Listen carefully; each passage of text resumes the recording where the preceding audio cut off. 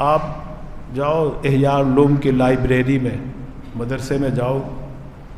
صبح کو جا کر کوئی حدیث کی کتاب اٹھا لو، کوئی اٹھا لو، دیکھو محدثین جن کو حدیث سے عشق تھا کیسے حدیثیں جمع کی انہوں نے۔ بخاری شریف، مسلم شریف، ترمذی شریف، ابو داود شریف، موطا امام محمد، موطا امام مالک، طحاوی، یہ سب حدیث کی کتابیں، نسائی شریف، آپ ان میں دیکھو حدیثیں لکھی ہوئی ہوں گی ہر صفحے کے اوپر، اور اگر ایک سطر کے اندر حضور اکرم صلی اللہ علیہ وسلم کا نام 3 دفعہ آیا نا تو 3 دفعہ ہی صلی اللہ علیہ وسلم، صلی اللہ علیہ وسلم، صلی اللہ علیہ وسلم،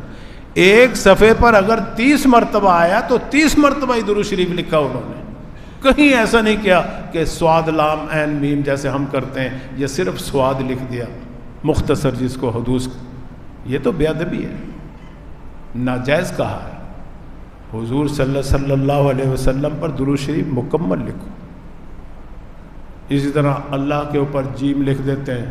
وہ ہمیں جل جلالہ مکمل لکھنا چاہیے۔ تو کسی محدث نے یہ ہرگز خیال نہیں کیا کہ میں حدیث ہے 2 لفظوں کی اور نام آتا ہے آپ کا نام نامی اسم گرامی 5 مرتبہ، تو 5 مرتبہ درود شریف لکھا کہ اس طرح درود شریف لکھنے سے میری کتاب جو ہے حدیث کی اتنی موٹی ہو جائے گی، اتنے صفحے لگیں گے، کسی نے پرواہ نہیں کی، لیکن بے ادبی نہیں کی، گستاخی نہیں کی نبی کی۔ تو اتنا اہتمام کیا انہوں نے۔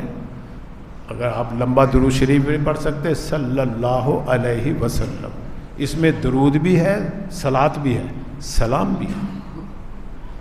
اور پھر علماء نے یہ بھی لکھا ہے،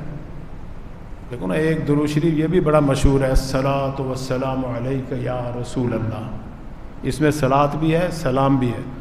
لیکن اس میں صیغہ حاضر کا ہے۔ حاضر کا صیغہ کا مطلب ہے جو تمہارے سامنے حاضر ہو اس وقت تو پڑھو،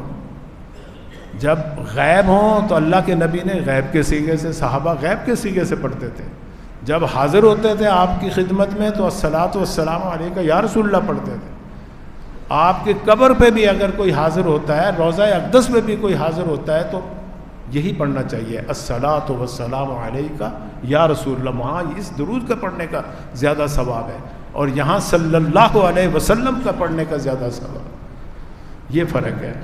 عقیدہ بھی درست ہونا چاہیے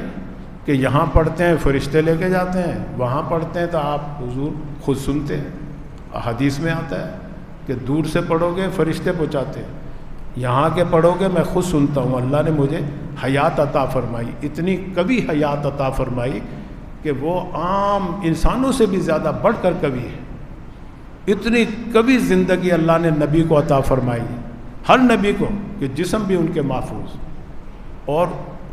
ہمارے نبی کے تو اتنی زندگی اقوا، قوی سے بھی اوپر درجہ ہے، اقوا کا زیادہ قوی، کہ باہر اس دنیا کی زندگی پہ بھی حکم لاگو ہوتے ہیں کہ ان کی وراثت نہیں تقسیم ہوتی جیسے زندہ کی نہیں تقسیم ہوتی، ان کی بیوی کسی سے نکاح نہیں کر سکتی جیسے بیوی کی زندگی میں کوئی نکاح نہیں کر سکتی کسی کی بیوی، اس طرح کا اور بھی بہت سے احکامات ہیں۔ اللہ تعالیٰ ہم سب کو صحیح درود پڑھنے کی توفیق عطا فرمائے۔ وآخر دعوانا